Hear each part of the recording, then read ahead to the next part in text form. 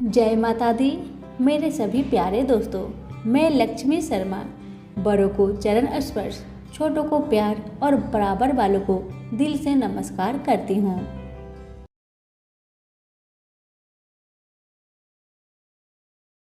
ओम नमः भगवते वासुदेवाय। आज मैं आप सभी को सुनाऊंगी सातों बारों की व्रत कथा। अधिक मास के अंतिम दिनों में प्रत्येक दिन सुने सातों बारों की कथा। कथा को श्रद्धा, भक्ति और मन में विश्वास बनाकर श्रवण करें। भगवान आपकी सभी मनोकामना पूर्ण करेंगे। प्रेम से बोले सातों बारों की देवी देवताओं की जय। अब सुनिए कथा। कथा को पूरा जरूर सुने। अगर अच्छी लगे तो आगे अपनों को भी शेयर करें। अमरपुर नगर में एक धनी व्यापारी रहता था। दूर दूर तक उसका व्यापार फैला हुआ था।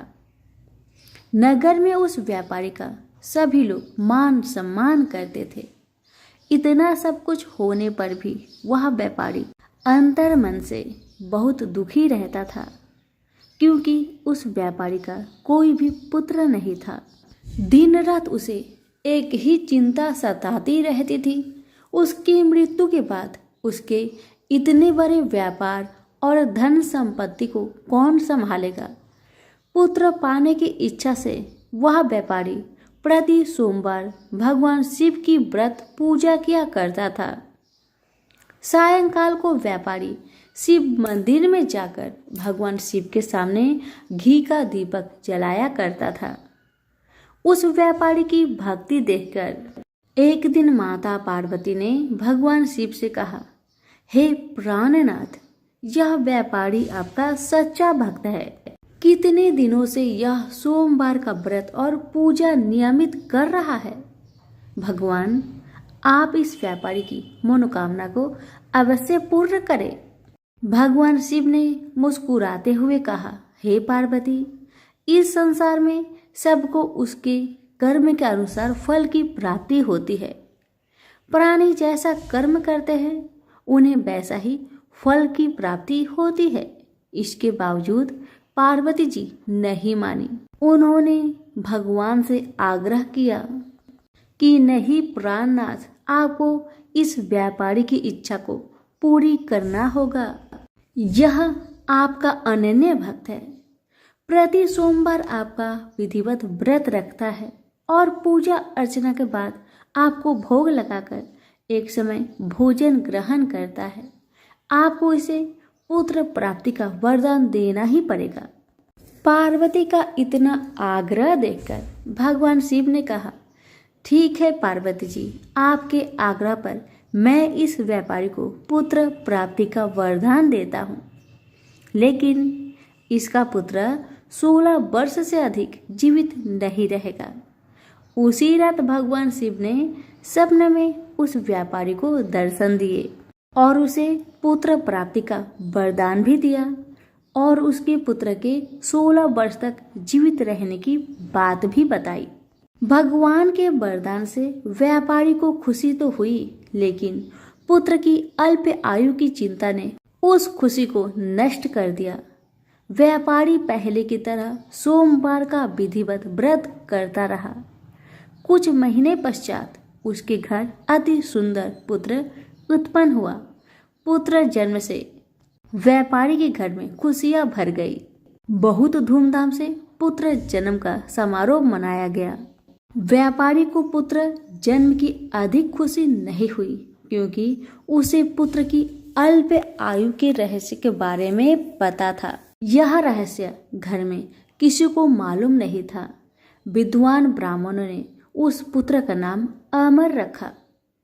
जब अमर 12 वर्ष का हुआ तो शिक्षा के लिए उसे बनारसी भेजने का निश्चय हुआ। व्यापारी ने अमर के मामा दीपचंद को बुलवाया और कहा कि अमर को शिक्षा प्राप्त करने के लिए बनारसी छोड़ आओ। अमर अपने मामा के साथ शिक्षा प्राप्त करने के लिए चल दिया। रास्ते में जहां भी अमर और प्रेमचंद रात्रि विश्राम करने के लिए ठहरते, वहीं यज्ञ करते और ब्राह्मणों को भोजन कराते थे। लंबी यात्रा के बाद अमर और दीपचंद एक नगर में पहुंचे।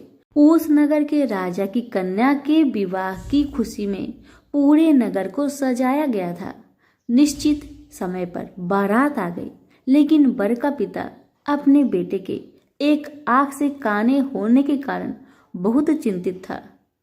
उसे इस बात का भय सता रहा था कि राजा को इस बात का पता चलने पर कहीं वह विवाह से इनकार न कर दे, इससे उसकी बहुत बदनामी होगी।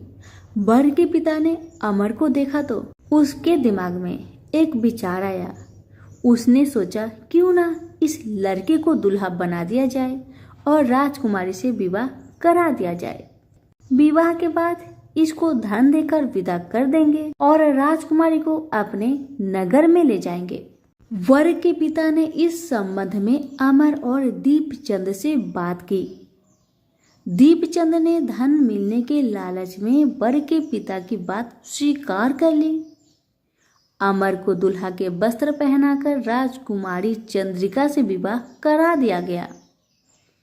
राजा ने बहुत सा धन देकर राजकुमारी को विदा किया।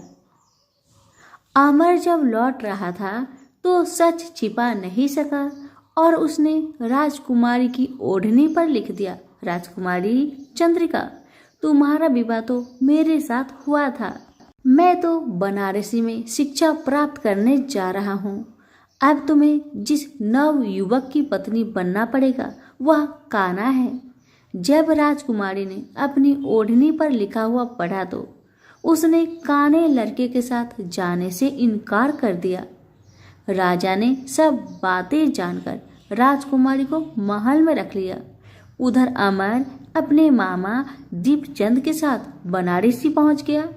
अमर ने गुरुकुल में पढ़ना शुरू कर दिया। जब अमर की आयु 16 वर्ष पूरी हुई तो उसने एक यज्ञ किया। यज्ञ की समाप्ति पर ब्राह्मणों को भोजन करवाया और खूब अन्य वस्त्र दान किए। रात को अमर अपने शयन कक्ष में सो गया। शिव के वरदान के अनुसार शयन अवस्था में ही अमर के प्राण बेखरू उड़ गए। सूर्योदय पर मामा अमर को मृत देखकर रोने पिटने लगा। आसपास के लोग भी एकत्र होकर दुख प्रकट करने लगे। मामा के रोने के विलाप करने के स्वर समीप से गुजरते हुए भगवान शिव और माता पार्वती ने भी सुनी। पार्वती जी ने भगवान से कहा, हे प्राणनाथ, मुझसे इनके रोने का स्वर सहन नहीं हो रहा। आप कृपा करके इनकी कष्ट को अवश्य दूर करें। भगवान शिव ने पार्वती जी के साथ अदृश्य रूप में समीप जाकर अमर को देखा तो पार्वती जी से बोले, पार्वती, यह तो उसी व्यापारी का पुत्र है जिसे मैंने 16 वर्ष की आयु का वरदान दिया था।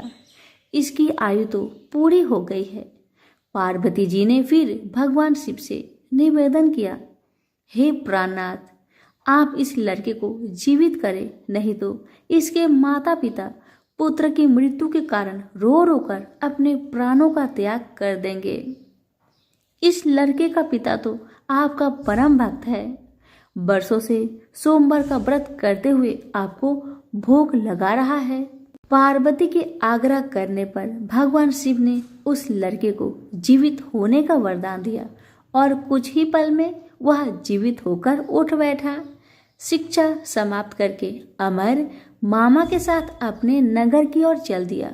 दोनों चलते हुए उसी नगर में पहुंचे जहां अमर का विवाह हुआ था। उस नगर में भी अमर ने यज्ञ का आयोजन किया। समीप से गुजरते हुए नगर के राजा ने यज्ञ का आयोजन देखा। राजा ने अमर को तुरंत पहचान लिया। यज्ञ समाप्त होने पर राजा अमर और उसके मामा को महल में ले गया और कुछ दिन उन्हें महल में रखकर बहुत सा धन वस्त्र देकर राजकुमारी के साथ विदा किया। रास्ते में सुरक्षा के लिए राजा ने बहुत से सैनिकों को भी साथ भेज दिया। दीपचंद ने नगर में पहुंचते ही एक दूत को घर भेजकर अपने आगमन का सूचना भेजी। अपने बेटे अमर के जीवित वापस लौटने की सूचना से व्यापारी बहुत प्रसन्न हुआ। व्यापारी ने अपनी पत्नी के साथ स्वयं को एक कमरे में बंद कर रखा था। भूखे प्यासे रहकर व्यापारी और उसकी पत्नी बेटे की प्रतीक्षा कर रहे थे। उन्होंने प्रतिज्ञा कर रखी थी कि यदि उन्हें बेटे की मृत्यु का समाचार मिला तो दोनों अपने प्राण त्याग देंगे। व्यापारी अपनी पत्नी और मित्रों के साथ नगर के द्वार पर पहुंचा। अपने बेटे के विवाह का समाचार सुनकर पुत्रवधू राजकुमारी चंद्रिका को देखकर उसकी खुशी का ठिकाना नहीं रहा। उसी रात भगवान शिव ने व्यापारी के सपने में आकर कहा कि हे श्रेष्ठी, मैंने तेरे सोमवार के व्रत करने और व्रत कथा सुनने से प्रसन्न होकर तेरे पुत्र को लंबी आयु प्रदान की है। व्यापारी बहुत प्रसन्न हुआ। सोमवार का व्रत करने से व्यापारी के घर में खुशियां लौट आई। शास्त्रों में लिखा है कि जो स्त्री पुरुष सोमवार का विधिवत व्रत करते हैं और व्रत कथा सुनते हैं उनकी सभी इच्छाएं पूरी होती है। तो प्रेम से बोले उमापति शंकर की जय हो। व्यास जी ने कहा, एक बार नैमिषारण्य तीर्थ में 80,000 मुनि एकत्र होकर पुराणों के ज्ञाता श्री सूत जी से पूछने लगे, हे महामुने, आपने हमें अनेक पुराणों की कथाएं सुनाई है। अब कृपा करके हमें ऐसा व्रत और कथा बताए जिसके करने से संतान की प्राप्ति हो तथा मनुष्य को रोग शोक अग्नि सर्व दुख आदि का भय दूर हो जाए, क्योंकि कलयुग में सभी जीवों की आयु बहुत कम है। फिर इस पर उन्हें रोग चिंता के कष्ट लगे रहेंगे तो फिर वह श्री हरि के चरणों में अपना ध्यान कैसे लगा सकेंगे। श्री सूत जी बोले, हे मुनियों, आपने लोक कल्याण के लिए बहुत ही उत्तम बात पूछी है। एक बार युधिष्ठिर ने भगवान श्री कृष्ण से लोक कल्याण के लिए यही प्रश्न किया था। भगवान श्री कृष्ण और युधिष्ठिर का संवाद तुम्हारे सामने कहता हूँ, ध्यान देकर सुनो। एक समय पांडवों की सभा में श्री कृष्ण जी बैठे हुए थे। तब युधिष्ठिर ने भगवान श्री कृष्ण से प्रश्न किया, हे प्रभु नंद नंदन गोविंद, आपने मेरे लिए अनेकों कथाएं सुनाई है। आज आप कृपा करके ऐसा व्रत या कथा सुनाएं जिसके करने से मनुष्य को रोग चिंता का भय समाप्त हो और उसको पुत्र की प्राप्ति हो। हे प्रभु, बिना पुत्र के जीवन व्यर्थ है। पुत्र के बिना मनुष्य नरकगामी होता है।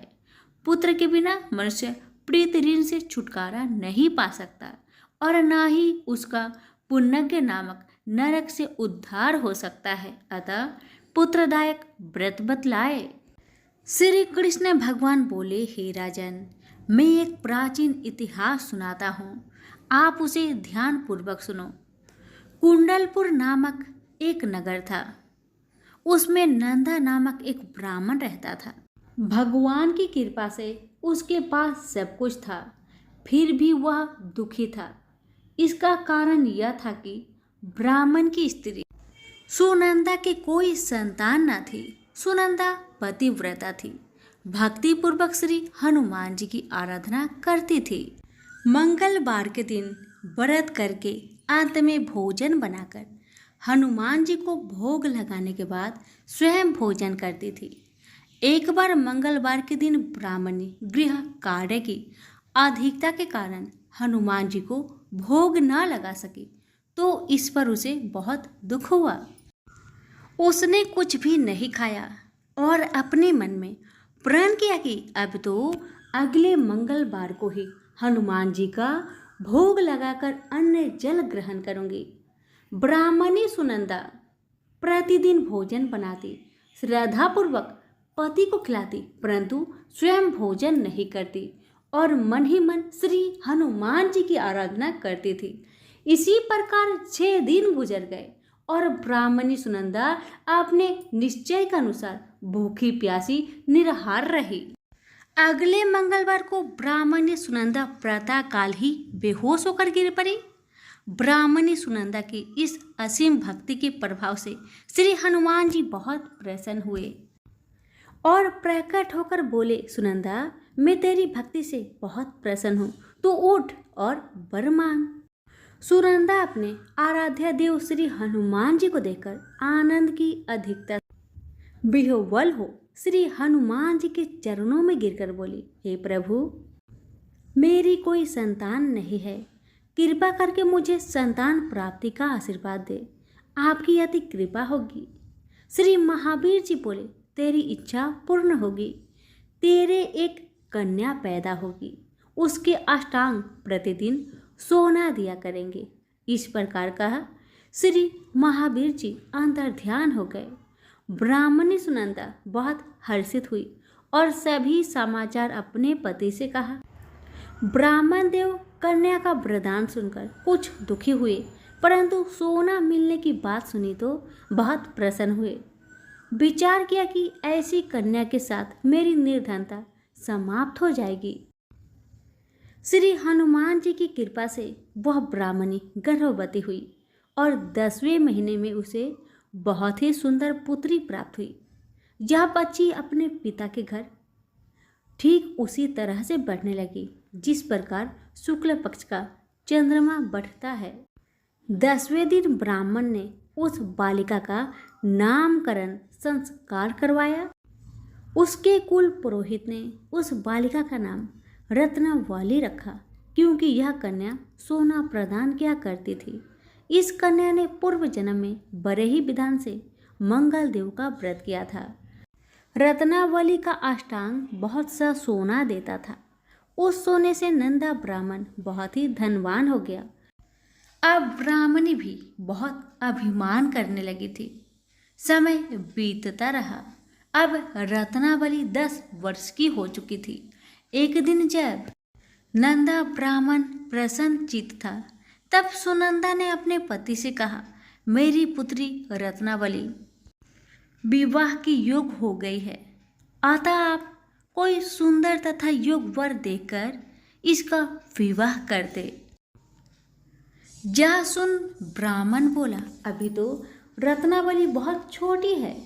तब ब्राह्मणी बोली, शास्त्रों की आज्ञा है कि कन्या 8वें वर्ष में गौरी, 9 वर्ष में राहिनी, 10वें वर्ष में कन्या, इसके पश्चात रजवाला हो जाती है। गौरी के दान से पाताल लोक की प्राप्ति होती है। राहिनी के दान से बैकुंठ लोक की प्राप्ति होती है। कन्या के दान से इंद्र लोक में सुखों की प्राप्ति होती है। अगर हे पतिदेव रजवाला का दान किया जाता है तो घोर नरक की प्राप्ति होती है। इस पर ब्राह्मण बोला, अभी तो रत्नावली मात्र 10 ही वर्ष की है और मैंने तो 16-16 साल की कन्याओं का विवाह कराया है, अभी जल्दी क्या है। तब ब्राह्मणी सुनंदा बोली, आपको तो लोभ अधिक हो गया लगता है। शास्त्रों में कहा गया है कि माता पिता और बड़ा भाई रजवाला कन्या को देखते हैं तो वह अश्वही नरकगामी होते हैं। तब ब्राह्मण बोला, अच्छी बात है, कल मैं अवश्य ही योग वर की तलाश में अपना दूत भेजूंगा। दूसरे दिन ब्राह्मण ने अपने दूत को बुलवाया और आज्ञा दी कि जैसी सुंदर मेरी कन्या है वैसा ही सुंदर वर उसके लिए तलाश करो। दूत अपने स्वामी की आज्ञा पाकर निकल पड़ा। पंपई नगर में उसने एक सुंदर लड़के को देखा। यह बालक एक ब्राह्मण परिवार का बहुत गुणवान पुत्र था। इसका नाम सोमेश्वर था। दूत ने इस सुंदर व गुणवान ब्राह्मण पुत्र के बारे में अपने स्वामी को पूर्ण विवरण दिया। ब्राह्मण नंदा को भी सोमेश्वर अच्छा लगा और फिर शुभ मुहूर्त में विधि पूर्वक कन्यादान करके ब्राह्मण ब्राह्मणी संतुष्ट हुए। परंतु ब्राह्मण के मन में तो लोभ समाया हुआ था। उसने कन्यादान तो कर दिया था, पर वह बहुत खिन्न भी था। उसने विचार किया कि रत्नावली तो अब चली जाएगी और मुझे इससे जो सोना मिलता था वह अब नहीं मिलेगी। मेरे पास जो धन था कुछ तो इसके विवाह में खर्च हो गया और जो शेष बचा है वह भी कुछ दिनों पश्चात समाप्त हो जाएगी। मैंने तो इसका विवाह करके बहुत बड़ी भूल कर दी है। अब कोई ऐसा उपाय हो कि रत्नावली मेरे घर में ही बनी रहे, अपने ससुराल ना जाए। लोभ रूपी राक्षस ब्राह्मण के मस्तिष्क पर छाता जा रहा था।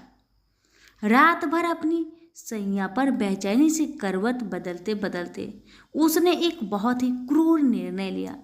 उसने विचार किया कि जब रत्नावली को लेकर उसका पति सोमेश्वर अपने घर के लिए जाएगा तो वह मार्ग में छिपकर सोमेश्वर का वध कर देगा और अपनी लड़की को अपने घर ले आवेगा, जिससे नियमित रूप से उसे सोना भी मिलता रहेगा और समाज का कोई मनुष्य उसे दोष भी नहीं देगा।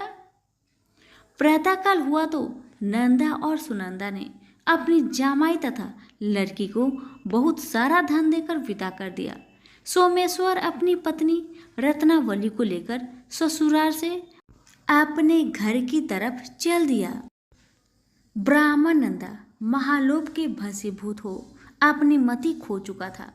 पाप पुण्य को उसे विचार न रहा था। अपने भयानक व क्रूर निर्णय को कार्य रूप देने के लिए उसने अपने दूत को मार्ग में अपने जामाई का वध करने के लिए भेज दिया था, ताकि रत्नावली से प्राप्त होने वाला सोना उसे हमेशा मिलता रहे और वो कभी निर्धन ना हो। ब्राह्मण के दूत ने अपने स्वामी की आज्ञा का पालन करते हुए उसके जामाई सोमेश्वर का मार्ग में ही वध कर दिया। समाचार प्राप्त कर ब्राह्मण नंदा मार्ग में पहुंचा और रोदन करती अपनी पुत्री रत्नावली से बोला, हे पुत्री, मार्ग में लुटेरों ने तेरे पति का वध कर दिया है। भगवान की इच्छा का आगे किसी का कोई वश नहीं चलता है। अब तू घर चल, वहां पर ही रहकर शेष जीवन व्यतीत करना। जो भाग्य में लिखा है वही होगा। अपने पति की अकाल मृत्यु से रत्नावली बहुत दुखी हुई। करुण क्रदन व रुदन करते हुए अपने पिता से बोली, हे पिताजी, इस संसार में जिस स्त्री का पति नहीं है उसका जीना व्यर्थ है। मैं अपने पति के साथ ही अपने शरीर को जला दूंगी और सती होकर अपने इस जन्म को माता पिता के नाम को तथा सास ससुर के यश को सार्थक करूंगी। ब्राह्मण नंदा अपनी पुत्री रत्नावली के वचनों को सुनकर बहुत दुखी हुआ। विचार करने लगा, मैंने व्यर्थ ही जामाई का वध का पाप अपने सिर लिया। रत्नावली तो उसके पीछे अपने प्राण तक देने को तैयार है। मेरा तो दोनों तरफ से मरण हो गया। धन तो अब मिलेगा नहीं। जामाई वध के पाप के फलस्वरूप यम यातना भी भुगतनी पड़ेगी। यह सोचकर वह बहुत खिन्न हुआ। सोमेश्वर की चिता बनाई गई। रत्नावली सती होने की इच्छा से अपने पति का सिर अपने गोद में रखकर चिता में बैठ गई। जैसे ही सोमेश्वर की चिता को अग्नि लगाई गई, वैसे ही प्रसन्न हो मंगलदेव वहां प्रकट हुए और बोले, हे रत्नावली, मैं तेरी पति भक्ति से बहुत प्रसन्न हूं, तू वर मांग। रत्नावली ने अपने पति का जीवन दान मांगा। तब मंगलदेव बोले, रत्नावली, तेरा पति अजर अमर है, यह महाविद्वान भी होगा और इसके अतिरिक्त तेरी जो इच्छा हो वर मांग। तब रत्नावली बोली, हे ग्रहों के स्वामी, यदि आप मुझ पर प्रसन्न है तो मुझे यह वरदान दीजिए कि जो भी मनुष्य मंगलवार के दिन प्रातःकाल लाल पुष्प लाल चंदन से पूजा करके आपका स्मरण करे, उसको रोग व्याधि ना हो, सज्जनों का कभी वियोग ना हो, सर्प अग्नि तथा शत्रुओं का भय ना रहे।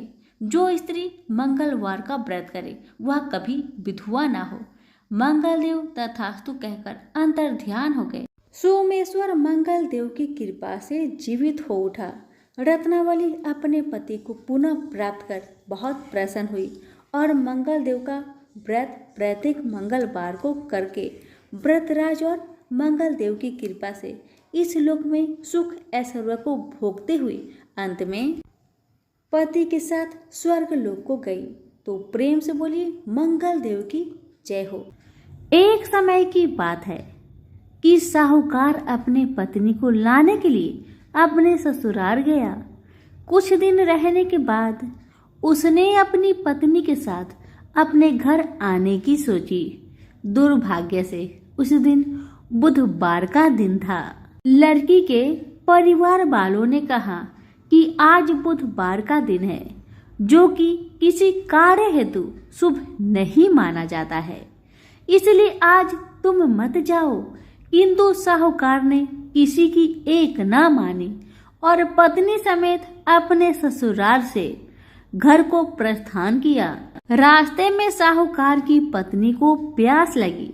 उसने साहूकारनी से कहा, तुम बैलगाड़ी में ही बैठो, मैं पानी लेकर आता हूँ। जब वो पानी लेकर आया तो उसने देखा कि उसका शक्ल का एक आदमी उसके पत्नी के साथ बैठा है। तब उसने जाकर उस पुरुष से पूछा, तुम कौन हो? तब उसने कहा, मैं साहूकार हूँ। और फिर दोनों के बीच में झगड़ा शुरू हो गया और वहां लोग और कुछ सिपाही आ गए, जिन्होंने उस स्त्री से पूछा, तुम्हारा पति कौन है? तब वो इसका उत्तर न दे सकी और साहूकार अपने मन में कहने लगा कि ये प्रभु, कैसा लीला है आपका। तब आकाशवाणी हुई, अरे मूर्ख, आज बुधवार का दिन था, तभी तूने आज ही गमन किया। ये सब भगवान बुध देव के प्रकोप से हो रहा है, वो तुझसे रूठ गए हैं।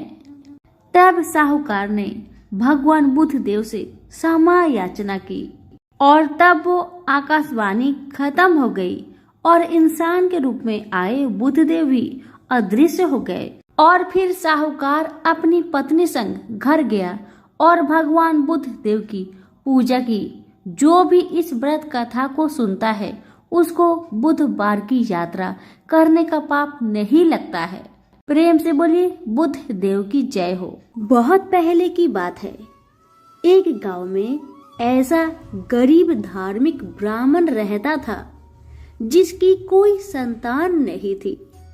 वह रोज नहा धोकर मन से देवताओं की पूजा करते हुए संतान की मांग करता, लेकिन ब्राह्मण की पत्नी खूब आलसी थी। वह न स्नान करती थी और न ही पूजा पाठ। पत्नी की इस आदत से ब्राह्मण दुखी रहता था। ब्राह्मण के धार्मिक गुणों से उसके घर में जल्द ही संतान के रूप में एक पुत्री ने जन्म लिया। उसकी पुत्री भी ब्राह्मण की तरह ही धार्मिक थी। जैसे जैसे वो बड़ी हो रही थी, पूजा पाठ में उसका मन भी उतना ही लगने लगा। वह हर रोज सुबह उठती, स्नान करती और भगवान विष्णु का ध्यान व जप करती थी। इससे ब्राह्मण के घर की गरीबी भी दूर होती गई। हर दिन पूजा पाठ करने के बाद वह पढ़ने के लिए स्कूल भी जाती थी। स्कूल जाते समय वह अपनी हाथों की मुट्ठिया में जौ भरकर स्कूल के रास्ते में गिराती थी। जब वह स्कूल से वापस घर के लिए आती तो गिराए गए जौ सोने में बदल जाते थे, जिन्हें उठाकर वह घर लेकर चली आती थी। तभी वहां आकर उसकी माँ ने कहा, बेटी, सोने की जौ को साफ करने के लिए सोने का सूप होना चाहिए। ब्राह्मण की बेटी को माँ की बात एकदम सही लगी। उसके अगले बृहस्पतिवार को उपवास रखने के बाद उस लड़की ने बृहस्पति देव से सोने का सूप मांगा। ब्राह्मण की बेटी हर बार पूरे विधि विधान से बृहस्पति देव की पूजा अर्चना करती थी। इससे प्रसन्न होकर भगवान उसकी सारी इच्छाएं भी पूरी कर देते थे। इसी तरह उन्होंने सोने के सूप वाली प्रार्थना को भी स्वीकार कर लिया। अगले दिन हर रोज की तरह ब्राह्मण की बेटी पूजा पाठ करके स्कूल गई और रास्ते में जौ के दाने बोते हुए गई। वापस आते समय जब वह जौ के दाने बीन रही थी तो उसे सोने का सूप भी मिल गया। सोने का सूप लेकर वह घर आई, जिससे उसने सोने की जौ को साफ किए। एक दिन इसी तरह ब्राह्मण की बेटी घर के बाहर बैठकर सोने की जौ को सोने के सूप से साफ कर रही थी। तभी उसके घर के सामने से एक राजकुमार गुजर रहा था। राजकुमार ब्राह्मण की बेटी को देखते ही उस पर मोहित हो गया। जब वह अपने महल पहुंचा तो ब्राह्मण की बेटी की मोह में उसने खाना पीना त्याग दिया। जब राजा को यह बात पता चला तो उसने राजकुमार से इसका कारण पूछा। राजकुमार ने अपने दिल का सारा हाल राजा को बताया। अगले ही दिन राजा अपने मंत्री के साथ ब्राह्मण के घर गया और ब्राह्मण के सामने उसकी बेटी का विवाह अपने राजकुमार से करवाने का प्रस्ताव रखा। राजा का प्रस्ताव सुनकर ब्राह्मण काफी खुश हो गया। उसने तुरंत ही विवाह करने के लिए हाँ कर दी। कुछ ही दिनों में राजकुमार और ब्राह्मण की बेटी की शादी हो गई। इधर ब्राह्मण की बेटी शादी के बाद अपने ससुराल चली गई। उधर ब्राह्मण फिर से गरीब होने लगा। उसके बुरे दिन दोबारा वापस आ गए। एक दिन ब्राह्मण अपनी बेटी से मिलने के लिए उसके ससुराल गया। पिता की हालत देखकर उसने बहुत सारा धन देकर ब्राह्मण को विदा किया। बेटी का दिया हुआ धन कुछ ही दिनों में खत्म हो गया और ब्राह्मण गरीब की वजह से परेशान हो गया। ब्राह्मण फिर से अपनी बेटी से मिलने के लिए महल गया और उसने बेटी को सारी समस्याएं बताई।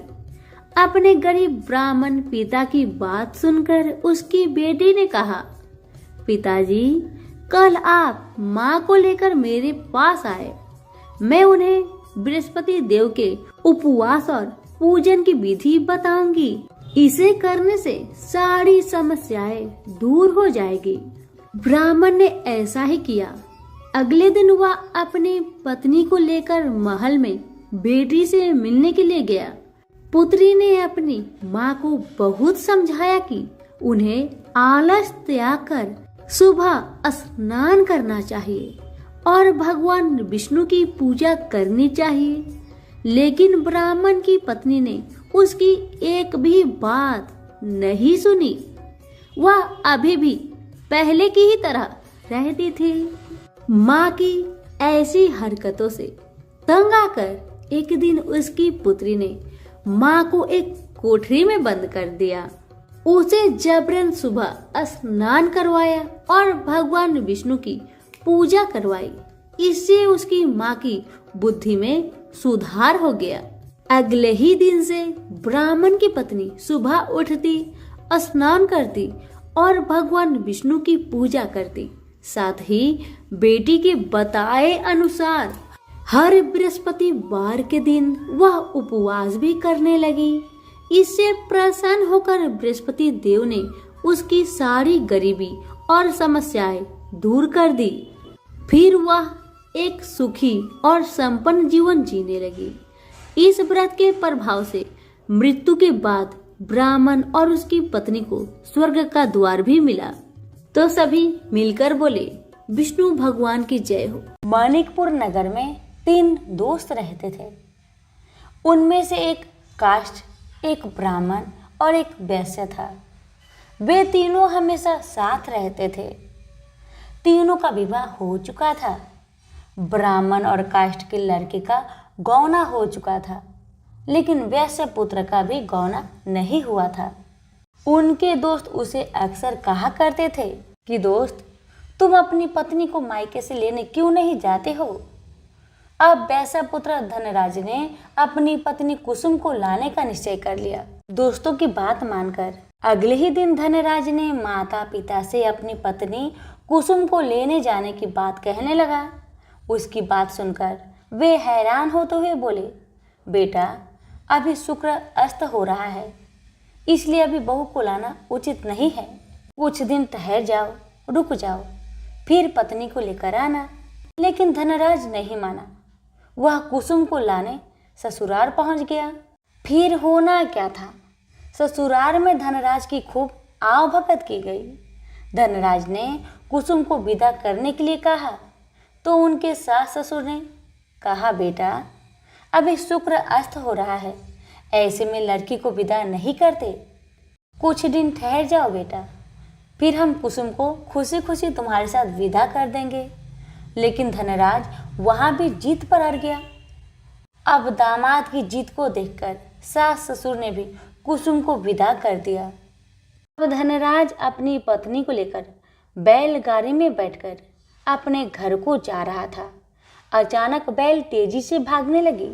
रास्ते में बड़े पत्थर से टकराने के कारण गाड़ी के पहिया टूट गया। फलस्वरूप कुसुम गिर गई, उसे काफी चोट आई। दोनों को आगे की यात्रा पैदल ही करनी पड़ी। सुनसान रास्ते से गुजरते हुए डाकुओं ने उन्हें लूट लिया। उनका सारा धन आभूषण और वस्त्र छीन लिए। किसी तरह दोनों ने अपने जान बचाते हुए अपने घर को पहुंचे। अब जब घर पहुंच गए तो हुआ ये कि धनराज के बिस्तर पर सांप चढ़ गया और धनराज को डस लिया।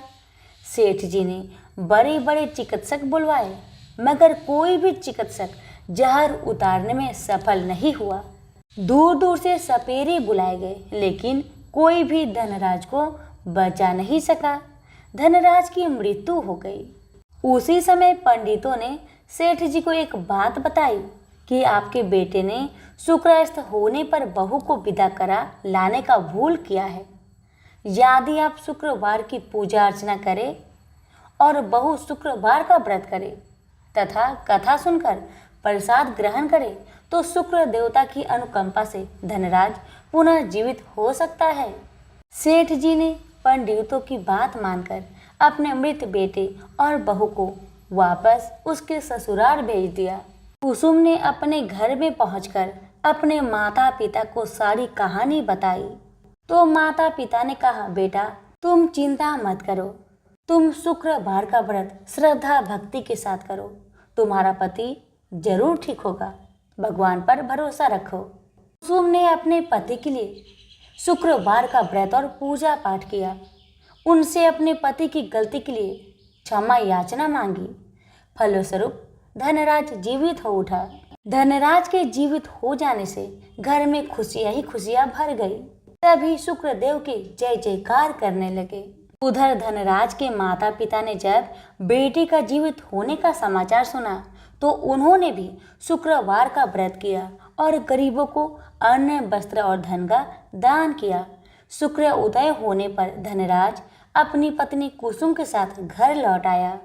दोनों पति पत्नी शुक्रवार का अब विधिवत व्रत करने लगे। शुक्र भगवान की कृपा से उनके घर में धन्य धान्य की वर्षा होने लगी। उनके सभी कष्ट दूर होते चले गए। परिवार में सभी आनंद पूर्वक रहने लगे। जो भी भक्त श्रद्धा पूर्वक शुक्र देव की व्रत करते हैं, इनकी कथा का प्रेम पूर्वक श्रवण करते हैं, उनकी सभी कष्ट दूर हो जाती है और उनके घर में अन्न धन के भंडार भर जाते हैं। तो सभी प्रेम से बोलिए शुक्र देव की जय। एक ब्राह्मण को सपने में नीली घोड़ी पर नीले कपड़े पहने एक आदमी दिखाई देता है और कहता है, हे ब्राह्मण देवता, मैं तेरे लगूंगा।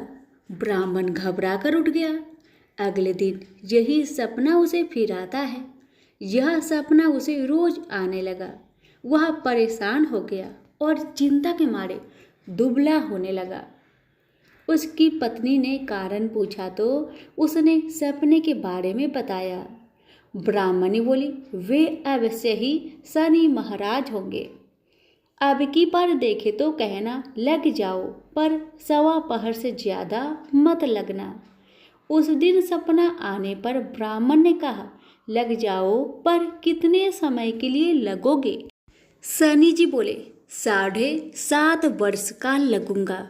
ब्राह्मण ने कहा, क्षमा करे शनि जी, इतना भारी तो मुझसे झेला नहीं जाएगा। तब शनि जी बोले, तो 5 वर्ष का लग जाऊंगा। ब्राह्मण बोला, यह भी मेरे लिए ज्यादा है। शनि जी बोले, 2.5 साल का लग जाओ।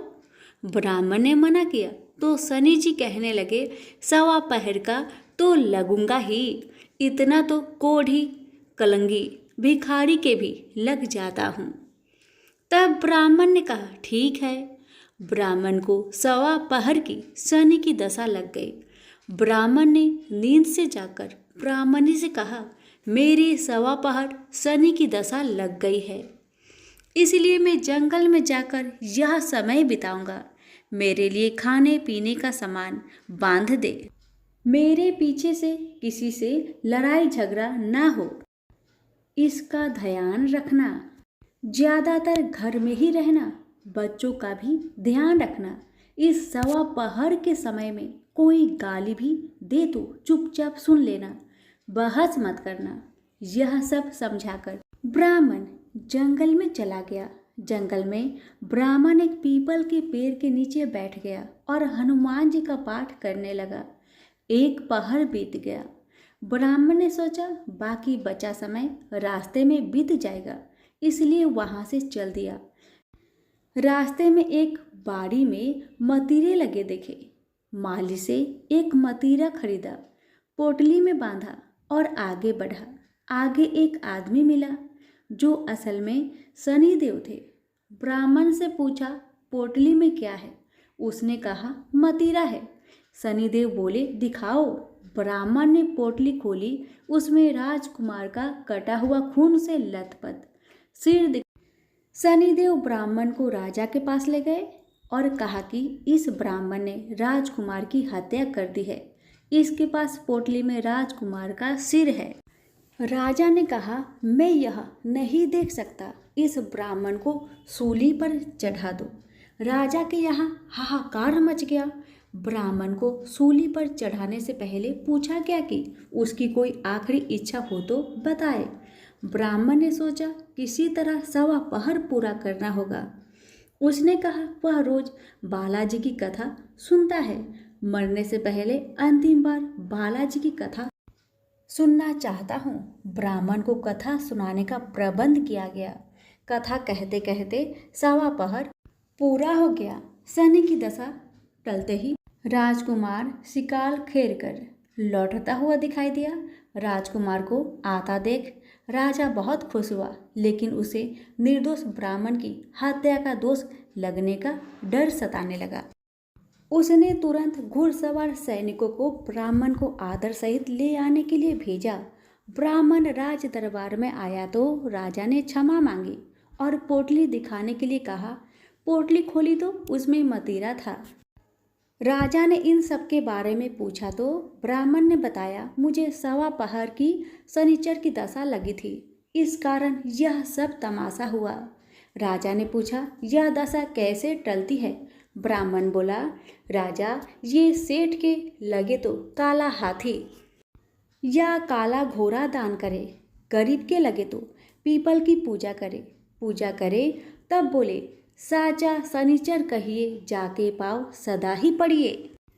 शनि की कहानी सुने, तिल का तेल और काला उड़द दान करे, काले कुत्ते को तेल से चूपर कर रोटी खिलाए तो शनिचर की दशा उतर जाती है। राजा ने उसे मतीरा वापस दे दिया।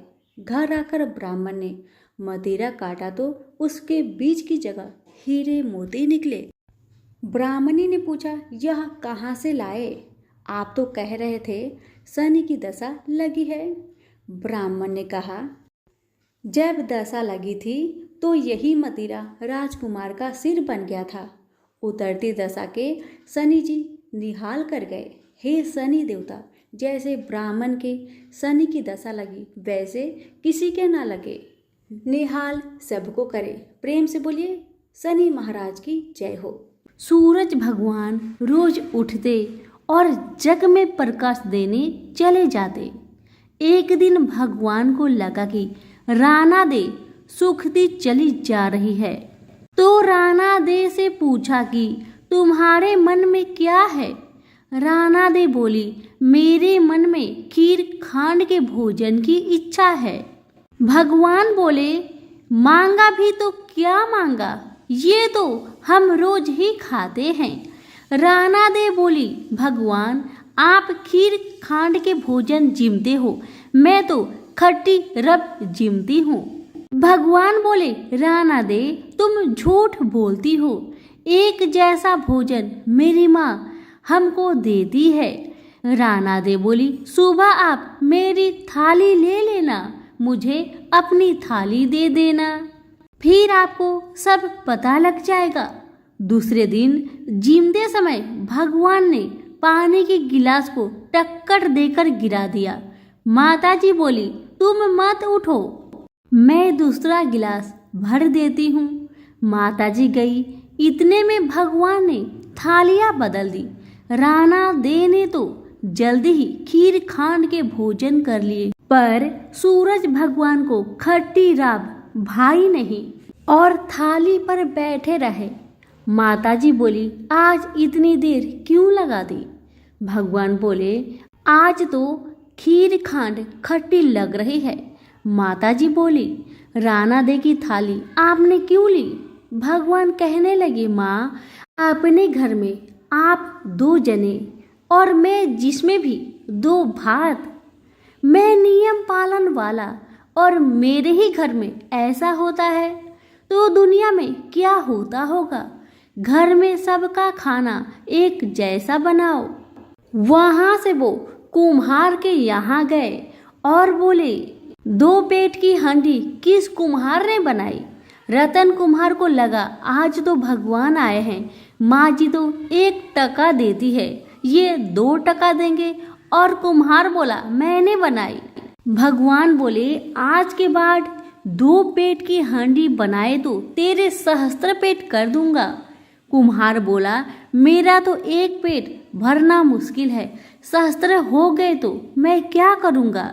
मैं अब 2 पेट की हांडी नहीं बनाऊंगा। इस तरह सूरज भगवान ने दुभांड मिटाई। तो सभी मिलकर बोलिए, सूरज भगवान की जय हो।